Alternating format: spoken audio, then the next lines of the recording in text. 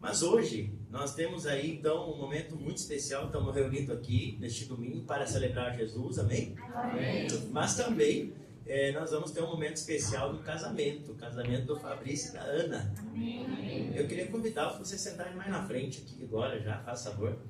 E hoje eu quero pregar uma palavra mais para casais, e a maioria já está casado. Quem não está, aprenda para você já aprender para o seu casamento, amém?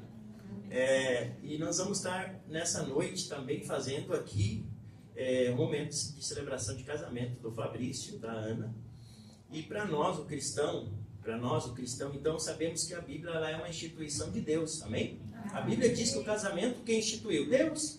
Foi Ele que criou o homem, criou a mulher e agora fez eles se completarem e cada um cumprir o seu papel, a sua função, para ambos serem uma só carne e se tornarem felizes. Gênesis 2, 24, nós vamos perceber que Deus, lá no início, Ele já está dizendo: portanto, deixará o homem o seu pai, a sua mãe, e se unirá à sua mulher, e serão os dois uma só carne. Portanto, é a atitude do homem. É o homem que tem essa responsabilidade de assumir a responsabilidade, de se desligar e agora dizer: eu quero tornar uma só carne com você, com a esposa, com a prenda que já escolhemos, né? E o Fabrício decidiu isso. Glória a Deus, Fabrício. Pela tua vida. Glória a Deus por todos que já fizeram isso também. Por aqueles que talvez vão fazer isso. Para os homens, jovens, que daqui um pouco serão homens formados. Obrigado. Então, eu costumo dizer que a matemática de Deus para o casamento ela é diferente daquela que a gente aprende no colégio. No colégio a gente aprende que 1 mais 1 é 2. Mas no casamento é 1 mais 1 igual a 1. Porque se torna um homem mais uma mulher que se unem e se tornam um inteiro. Uma unidade como Deus assim instituiu. E para nós entender o papel a ser exercido por cada parte, o homem e a mulher, o esposo e a esposa, nós precisamos então aprender com a palavra de Deus, com aquele que nos fez, aquele que instituiu, aquele que fez o casamento. E nós precisamos da bênção dele também. Nós vemos aí estatísticas que a cada 24 casamentos realizados, 10 deles se divorciam. São uma estatística que 48% dos casamentos não passam de 10 anos juntos. Perceba como é triste a gente ver, o número de casamentos tem aumentado. Isso é uma grande bênção. Mas nós estamos vendo que hoje o casamento, de certa forma, às vezes está sendo quase banalizado. Para nós, para a igreja, não. Nós continuamos um princípio divino, amém? Essa instituição é sagrada, ela é diante do Senhor, e nós temos um propósito e um voto, não só com o cônjuge, mas também com o nosso Deus. E a sociedade trata o casamento talvez de uma forma bem diferente do que a igreja e do que a Bíblia, a palavra de Deus, nos mostra que é. Mas está dando muita distância, pastor. Não importa, nós vamos continuar com a palavra de Deus. Com os princípios da palavra para todas as coisas, inclusive para o casamento. Ela é o nosso norte. E perante a Bíblia, nós vemos que o final do casamento perante o Senhor, o propósito é que tanto o homem e a mulher só termina quando um cônjuge morre. Mateus 19, versículo 6, Jesus, quando foi questionado a respeito do casamento, ele diz: o que Deus uniu não separe o homem. Mas talvez você me pergunte: mas pastor, e referente aos divórcios? E há tantas coisas que já aconteceu na vida das pessoas, o que já está aí feito, o que a Bíblia diz a respeito disso? A Bíblia responde algumas coisas para nós. O próprio Jesus, melhor dizendo, ele responde a respeito do divórcio. Ele diz que o porquê que o divórcio entrou em cena. E está ali no capítulo 19 de Mateus, no versículo 8. Quando perguntaram para ele: mas e por que Moisés permitiu se divorciar? Aí ele diz então: por causa da dureza do vosso coração. Pois o coração de vocês é duro, ou seja, por causa da dureza do coração dos homens, do homem, da mulher, das pessoas, é que Moisés permitiu vocês darem carta de divórcios e se separar das vossas esposas. Portanto, que nós vemos que existe caso e casos, mas a grande maioria é a dureza do coração, ou de uma parte, ou de duas, ou de ambas, no caso, às vezes que o divórcio acaba prevalecendo. Eu não falo isso para o Fabrício, para a Ana, hoje especial para mim, para você que já estamos casados, dando isso munição ou motivos para você se divorciar em nome de Jesus. Amém. Se você é supersticioso, bata na madeira aí. Não precisa ter superstição, né? Nós não somos desses. Nós somos pessoas de fé, amém? Amém. Não precisa bater em lugar nenhum, nós temos que fazer assim, ó. Bater a Bíblia na cabeça, no coração, para ver se nós cada dia vivemos mais ela, em nome de Jesus. Amém? Então, nós sabemos que o Senhor mesmo, em Malaquias 2,16, o Senhor diz assim, ó, eu odeio o divórcio. Pensa numa coisa, Deus odeia algumas coisas na Bíblia, ele deixa bem claro, mas o divórcio é uma delas. Ele detesta o divórcio, diz o Senhor de Israel. Deus fez o homem, a mulher, para unirem-se e viverem juntos até que a morte separe. E eis o desafio que vocês hoje têm, Fabrício, Ana, eu e você, meu bem, e cada um que já está casado aí e aqueles que vão casar. É o mesmo desafio para todos nós. Temos um grande desafio de continuarmos juntos até que a morte nos separe. Mas se o casamento é divino, para a manutenção e o bom funcionamento do casamento, é essencial ter a bênção e a presença de Deus nesse negócio que é o casamento. E talvez muitos perguntem, mas pastor, mas depois de casado já, depois de morando junto, às vezes até com filhos, precisa ainda casar, precisa ir na igreja, precisa ir lá no cartório, no civil, fazer os papéis, organizar. Eu fico pensando às vezes que tem gente que compra um carro e bota no nome, né? Compra uma casa, bota no nome, mas quando quer casar não quer botar a esposa no nome. Mas que pouco, não é vergonha? Né? Não, gente. Se um bem, uma outras coisas, bota no nome, não. É para nós botar também. É para nós assumir perante os homens, perante todo mundo. Então, nós vamos entender que Jesus respondeu essa pergunta, e eu respondo ela para você, se precisa, assim como Jesus foi questionado a respeito do imposto. Ah, Senhor, é preciso pagar imposto? Não é? É certo pagar o imposto? E daí, Mateus 22, 21, Jesus deu uma resposta. Dai a César o que é de César, mas dai a Deus o que é de Deus. O imposto é de quem? O imposto é César, é o homem. É uma lei que governava. Ele disse, cumpra a lei dos homens, mas cumpra a lei divina. Aleluia. Cumpra a lei, as duas leis. Então, nós entendemos que Jesus deixa aqui um ensinamento para nós nos estabelecer dentro das leis dos homens, desde que não vá contra a lei de Deus. Amém? Mas também cumprirmos a lei de Deus. Por isso, parabéns, Fabrício e Ana, porque vocês já cumpriram lá no cartório, né, a lei dos homens, e hoje estão cumprindo a lei de Deus aqui, a bênção do Senhor. Então, que é este o propósito. Nós aqui na igreja, nós vamos encontrar, e eu também sou uma história dessa, eu cheguei na igreja e não era casado, gente. Nós morávamos juntos, né, já tinha a Isadora com 1 ano, e fomos casar quando ela tinha quase 3. Quase 3. Mas nós fomos conhecendo a palavra e fomos vendo, disse, não, está errado esse negócio. Eu disse, meu bem, não, vamos casar, vamos organizar nossa vida, nós temos que reparar nosso altar, nós temos que reparar os muros, porque o inimigo vai entrando por esses lugares. Precisa fazer correndo tudo? No discipulado nós falamos isso. Não precisa sair correndo, tipo, às vezes até fora de si, que tem que fazer todas as coisas. Não, mas começa a organizar, e por isso, parabéns. Nunca cobrei de vocês do casamento. Cobrei algum dia? Nunca cobrei. Agora eu só ensino, o caminho da bênção é esse, você quer viver, viva, e cada um decide. Por isso, parabéns pela atitude de vocês. Assim como tantos outros que já se organizaram, e aí estamos neste projeto, nessa vida. Aqui nós encontramos histórias de todos os tipos. A igreja é um lugar de histórias de todos os tipos, mas é história para a gente ser transformado, ir nos transformando pela presença, pela palavra e pela direção de Deus. Amém? Então não interessa se nós estamos tortos, nós estamos, mas hoje a ideia é de hoje nós deixar de ser tão torto quanto ontem. De nós estar um pouquinho mais reto hoje, e amanhã nós nos alinhar um pouquinho mais do que hoje. Este é o projeto para mim, para você e para todos nós, porque é este o caminho que Jesus nos chama.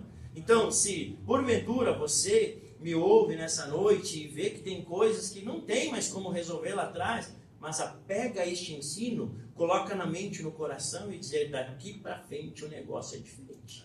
Amém? Daqui para frente eu vou viver diferente. Eu vou recomeçar, mas debaixo de outros princípios, de outra visão.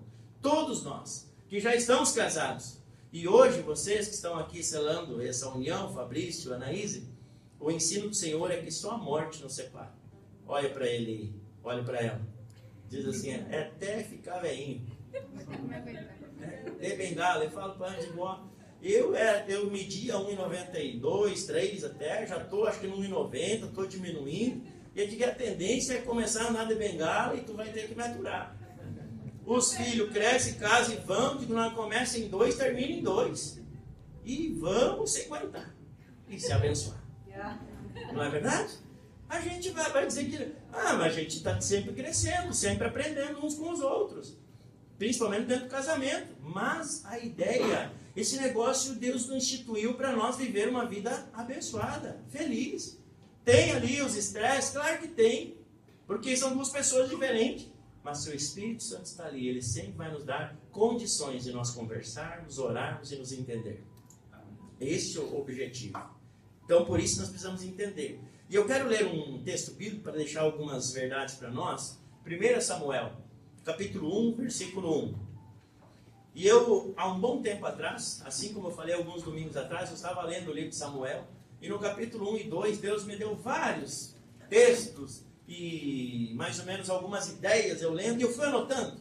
E eu não sabia para quando que eu ia usar isso, porque me chamou a atenção o casamento de Eucana e Ana.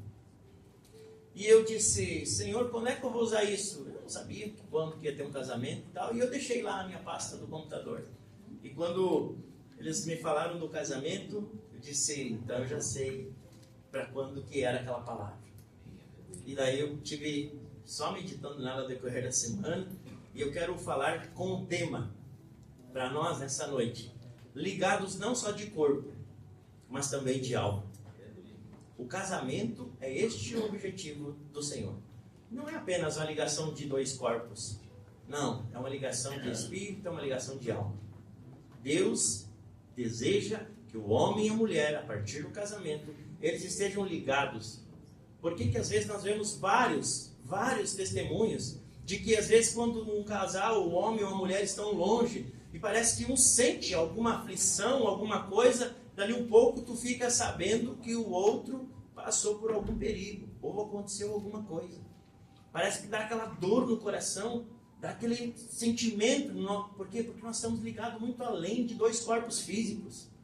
Já estamos ligados mais intimamente, estamos ligados de alma.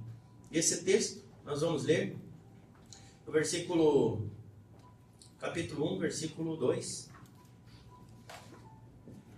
Diz assim, ele tinha duas mulheres, uma se chamava Ana e a outra Penina. Penina tinha filhos, Ana, porém, não tinha. Todos os anos esse homem subia da sua cidade a Siló para adorar e sacrificar ao Senhor dos Exércitos. Lá, Ofni e Finéias, os filhos de Eli, eram sacerdotes do Senhor. No dia em que Eucana oferecia sacrifícios, dava porções à sua mulher Penina e a todos os filhos dela. Mas a Ana dava uma porção dupla, porque a amava, apesar de que o Senhor a tinha deixado estéril. E porque o Senhor a tinha deixado estéril, a sua rival a provocava continuamente a fim de irritá-la. Isso acontecia ano após ano. Sempre que Ana subia à casa do Senhor, sua rival a provocava e ela chorava e não comia. Eucana, seu marido, lhe perguntava, Ana, por que você está chorando? Por que não come? Por que está triste? Será que eu não sou melhor para você do que 10 filhos? Certa vez, quando terminou de comer e beber em Siló, estava o sacerdote Elias sentado numa cadeira junto à porta do santuário do Senhor. Ana se levantou e, com a alma amargurada, chorou muito e orou ao Senhor. E fez um voto dizendo, ó Senhor dos Exércitos, se tu deres atenção à humilhação da tua serva, te lembrares de mim, e não te esqueceres da tua serva, mas lhe deres um filho, então eu o darei ao Senhor por todos os dias da sua vida, e o seu cabelo e a sua barba nunca serão cortados. Enquanto ela continuava a orar diante do Senhor, Eli observava sua boca. Como Ana orava silenciosamente, seus lábios mexiam, mas não se ouvia sua voz. Então Eli pensou que ela estivesse embriagada e lhe disse, até quando você continuará embriagada? Abandone o vinho. Ana respondeu, não se trata disso, Senhor meu. Eu sou uma mulher muito angustiada. Não bebi vinho, nem bebida fermentada. Eu estava derramando a minha alma diante do Senhor. Não julgue tua serva, uma mulher vadia. Estou orando aqui até agora por causa da minha grande angústia e tristeza. E ele respondeu: vai em paz, e que o Senhor, o teu Deus, o Deus de Israel, conceda o que você pediu. Ela disse: espero que sejas benevolente para com a tua serva. Então ela seguiu o seu caminho, comeu, seu rosto já não estava mais abatido. Na manhã seguinte eles se levantaram e adoraram o Senhor, então voltaram para casa em Ramá. Eucana se relacionou com a sua mulher Ana, e o Senhor se lembrou dela. Assim Ana engravidou, e no devido tempo deu à luz a um filho, e deu-lhe o nome de Samuel, dizendo: eu o pedi ao Senhor. Quando, no ano seguinte, Eucana subiu com toda a família para oferecer sacrifício anual ao Senhor e para cumprir o seu voto, Ana não foi e disse ao seu marido: depois que o menino for desmamado, eu o levarei e apresentarei ao Senhor, e ele morará ali para sempre. Disse Eucana, o seu marido: faça o que lhe parecer melhor. Fique até desmamá-lo, e que o Senhor apenas confirme a palavra dele. Então ela ficou em casa e criou o seu filho até que desmamou. Amém. Amém. Ligados não só de corpo, mas também de alma. Por que esse tema? Porque foi exatamente isso que eu consegui ver nesse relacionamento. Primeiramente, eu quero deixar claro que desde o princípio Deus nunca abençoou de uma forma bíblica que cada homem tivesse mais de uma mulher. Pastor, e aí o texto bíblico está dizendo que tinha duas. Pois é. Mas aí nós vamos ver que a explicação bíblica para isso foi que a corrupção da humanidade do pecado chegou a tal ponto de até corromper os relacionamentos e de o homem não entender o princípio que era desde o início uma única esposa. E com isso também acabou trazendo para si grandes tragédias e problemas e consequências negativas. Então nós podemos só ver a história dos israelitas que começaram a fazer isso, e nós vamos ver que teve grandes problemas ali. Hoje eu quero pensar algumas verdades para nós seguir aqui, especificamente sobre o relacionamento de Eucana e Ana, que servirá de exemplo para nós no relacionamento conjugal de um homem e de uma mulher. Através disso nós podemos aprender algumas coisas. Eu quero compartilhar 3 contigo rapidinho. O versículo 5 que nós lemos diz que Eucana amava Ana pelo que ela era, e não por aquilo que ela poderia lhe dar. No versículo 5 diz que ela não podia dar filhos, não é isso? Ele pegava e dava porção dupla por Ana, na hora do sacrifício, mesmo ela não dando filhos. Para aí, se ele não amasse ela a tão forte ponto, ele somente faria aquilo que ele via obrigação perante a lei. Mas interessante que quando nós vamos ver aqui, Eucana, este homem, ele chega e faz o dever justamente pelos seus filhos e pela sua esposa Penina, mas quando chega pela sua esposa Ana, que não tinha filho ainda, ele dá um sacrifício duplo. Ele honra essa mulher. E ele demonstra o seu amor por ela, e nós podemos compreender exatamente isso, que ele amava ela não por aquilo que ela tinha lhe dado, que era talvez filhos, mas sim pelo que ela era. E se nós compreendermos este princípio dentro do casamento, que a gente está casando não pelos benefícios que vamos ter com a outra parte, mas sim pelo que essa outra parte é para nós. Então, certamente, Ana e Fabrício, vocês terão muitos benefícios um com o outro. Podem dar muito um para o outro, mas vocês talvez já foram atraídos pelo que um já é para o outro. O que nós já somos. Então nós podemos perceber claramente isso, que Eucana, ele amava Ana, se vai dar filho, se não vai, não importa. Eu amo você pelo que você é, da forma que você é. Para o casal se tornar uma só carne, a ligação deve ir muito além de uma união física. O amor bíblico é exatamente isso que nós podemos ver que Eucana tinha por Ana.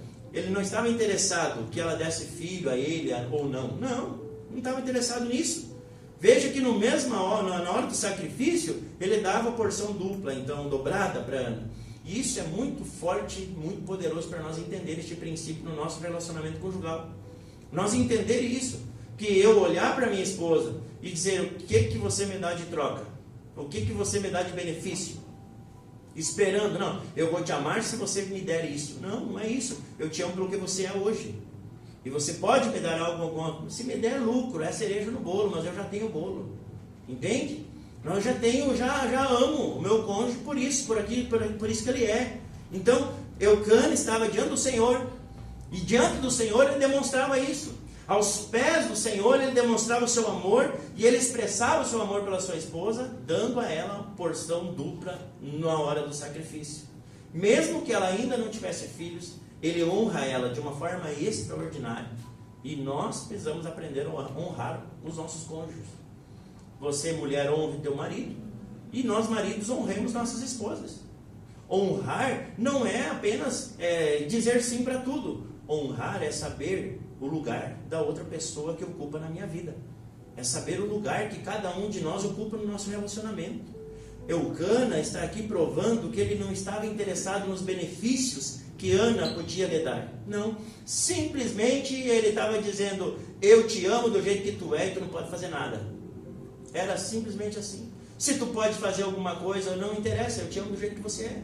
Eu amo você. Eu amo você do jeito que tu é. O amor é exatamente isso. Paulo nos diz na primeira carta aos Coríntios, capítulo 13, versículo 5, que o amor não busca os seus próprios interesses.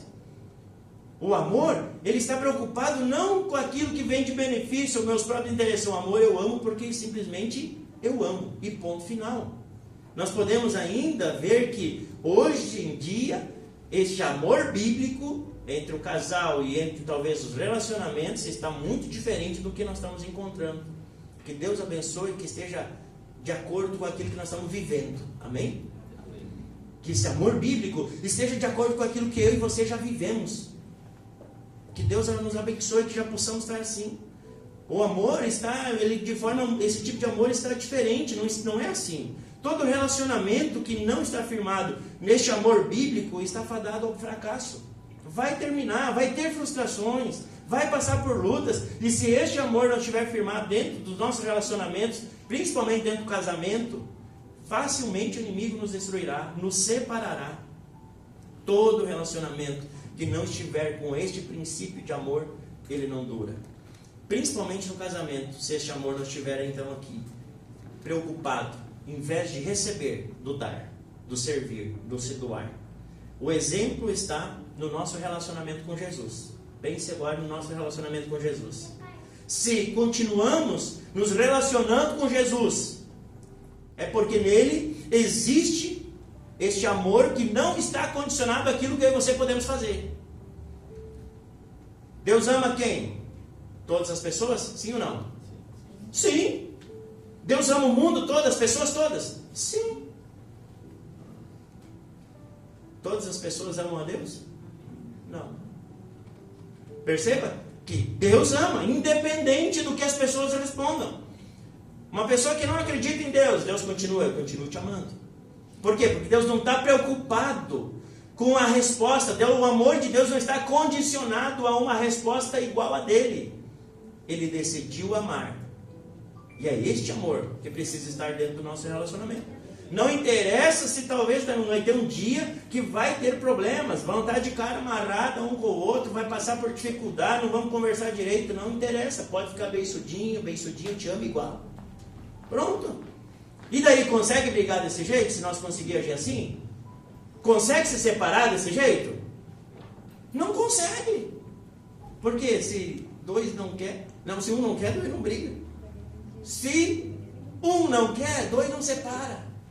Nós podemos conseguir permanecer firmes, aliançados, vivendo o propósito de Deus. 2 Timóteo 2,13 diz que se nós, ainda no relacionamento de Jesus com nós, com o ser humano, se nós formos infiéis, ele permanece fiel. Por quê? Porque ele não pode negar a sua essência, ele não pode negar a si mesmo. A fidelidade está em Deus, é uma essência dele. Portanto, todo relacionamento para cumprir o propósito divino vai exigir que este amor, que não busca os seus próprios interesses, mas sim o interesse do outro. Assim é na igreja, o ensino de Paulo aos irmãos, a igreja, para nós o casamento, para nós o relacionamento pais, filhos, para todos. Isso deve reger toda a nossa vida. Então, Fabrício e Ana, lembre-se que vocês casaram para se doar um ao outro, para se entregar um ao outro, para servir um ao outro. Vivendo assim, vocês serão completos e conseguirão tornar-se uma só carne e viverão a plenitude de Deus. No versículo 8, segunda verdade. Versículo 8 ainda, Eucana diz assim, perguntou Ana, por que você está chorando? Por que você não come? Por que você está assim? Na verdade ele perguntou, mas ele sabia, porque ele diz assim, eu não sou melhor para você do que 10 filhos? Ou seja, ele está dizendo, eu sei o porquê, mas eu estou tentando puxar assunto. E eu quero te mostrar alguma outra coisa. Então, de certa forma, eu vejo aqui que Eucana, o marido, estava tentando consolar Ana, sua esposa, nas frustrações. E como é preciso um casal saber consolar o outro, um ou outro, nas suas frustrações, e todos nós vamos ter. O marido consolar a mulher quando for preciso. A mulher consolar o seu marido quando for preciso. Aqui, eu vejo Eucana dizendo, você casou comigo por causa do amor que você tinha por mim ou por causa dos filhos que nós ia ter? Ai, ai, ai. Os filhos estão acima do amor conjugal? Nunca. Não deve estar. Porque senão, os filhos também daqui um pouco crescem e vão embora, e daí? Como eu falei antes, começou eu e a patroa, os filhos vão crescer, vão ter suas famílias, e vai terminar eu e ela. Os filhos são uma bênção. São uma herança que Deus nos dá. A Bíblia diz isso. Para nós treiná-los, para nós equipá-los e para nós influenciá-los e impulsioná-los a eles irem, no tempo certo, a construírem as suas novas células familiares. E a gente começa em 2 e continua em 2. Começa em 2, termina em 2. A ideia é essa. Veja que qualquer outro fundamento que não seja o amor verdadeiro e bíblico não vai sustentar um casamento. No casamento precisará muito do consolo entre o casal. Existirão dias que um vai precisar consolar o outro. E neste mundo teremos muitas aflições. O Taylor falou isso no início. João 16:33. Vai ter muitas aflições. Mas é para ter bom ânimo. Jesus nos consola, nos conforta? Sim. Agora, que bom nós olhar para o lado e ver alguém, que é a nossa esposa, no caso das irmãs, o seu marido, dizer, não, fica tranquila, o Senhor vai ajudar nós, eu estou aqui para te ajudar, eu estou aqui para te consolar. Eu não sei você, as pessoas podem criticar, o mundo pode criticar, pode ecoar, mas se é dentro da minha casa, tiver a minha esposa e os meus filhos que estão comigo, a gente encontra força para recomeçar. Eu não sei você, mas para mim é assim.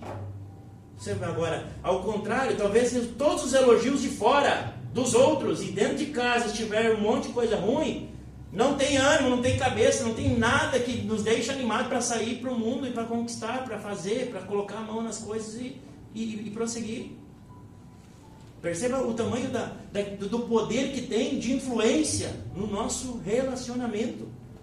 Por isso que nós, construindo o relacionamento assim, nós vamos poder consolar um ao outro, vamos poder nos ajudar, um cuidado mútuo entre homem e mulher, entre o casal. Dentro desse cuidado, um ajudará o outro a ver com mais clareza os tempos escuros que o outro está passando.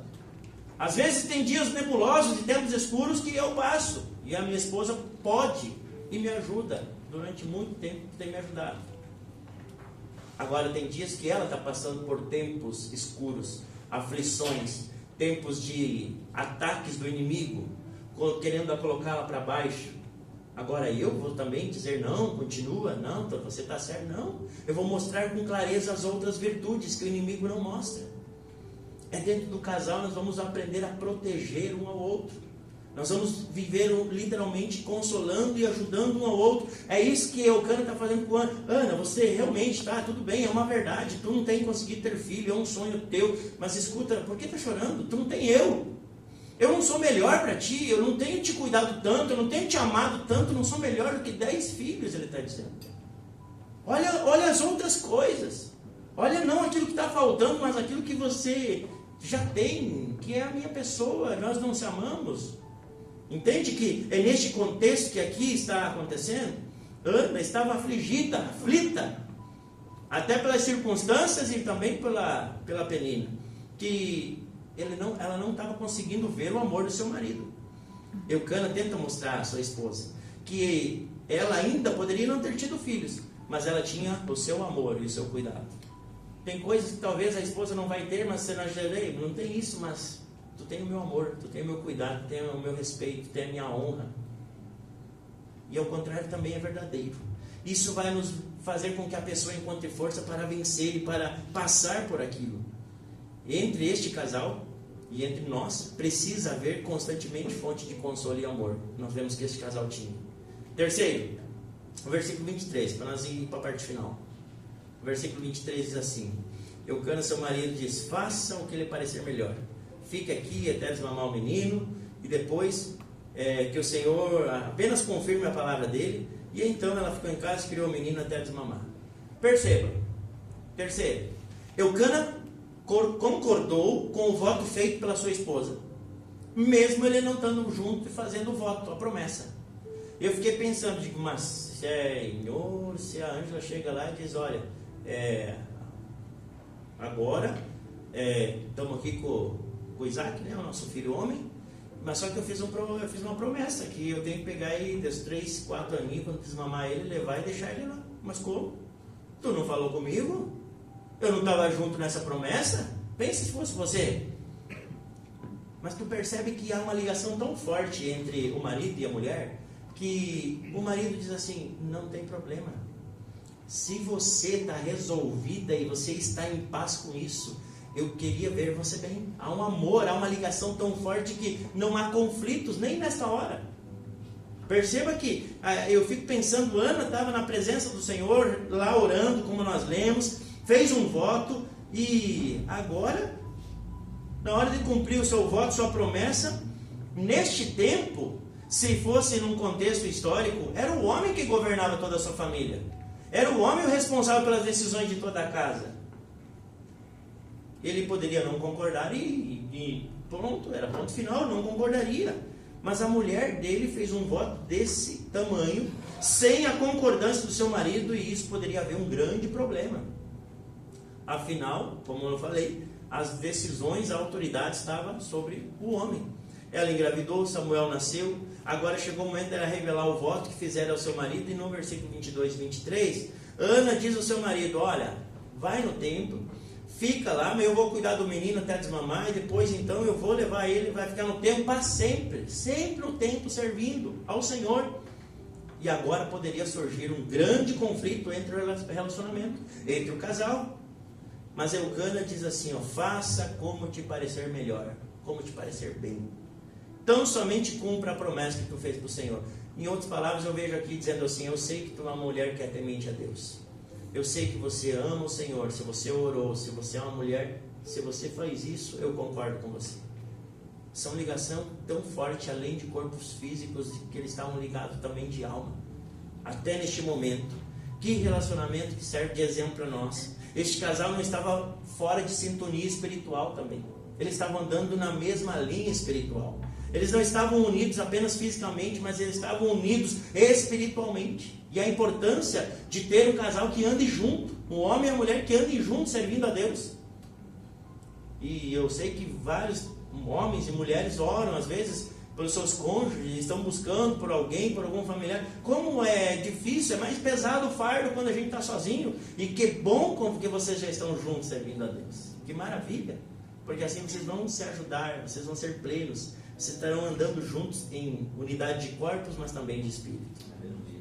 Eles não estavam apenas unidos aqui fisicamente. Ambos estavam vendo um no outro, homem e mulher que amavam o Senhor. E quando um votava algo a Deus, o outro estava dizendo: se você votou, eu também votei, porque nós estamos um só. Se você disse que você faria, eu também faço contigo, porque nós somos um. Perceba o poder da unidade entre eles. Se você fez uma promessa, a promessa é tua, é minha também. É que nem a gente pegar e tentar dividir dívida, né? Ah, as dívidas lá em casa, não, é da mulher, é do homem. Não tem como. Tá tudo junto. Se é dela, é meu. Se é meu, é dela. Estamos juntos. É este o projeto de Deus. Se a promessa é para um, mas também a promessa é para o outro. Se as partes de obrigações, elas também são dos dois, mas as partes das bênçãos também são dos dois. Perceba que é uma linha de mão dupla, mas os dois têm a mesma visão de fé. Ambos estão os dois andando na mesma visão de fé, na mesma visão de propósito, na mesma visão de servir e agradar a Deus. O meu conselho a nós todos os casais é que precisamos conversar sempre antes de fazer promessas, votos a Deus e entrar em acordo. Para quê? Para evitar dar lugar ao diabo depois. Ah, mas tu disse que ia fazer, mas tu não falou comigo e tal, e daqui a um pouco esquenta o caldeirão.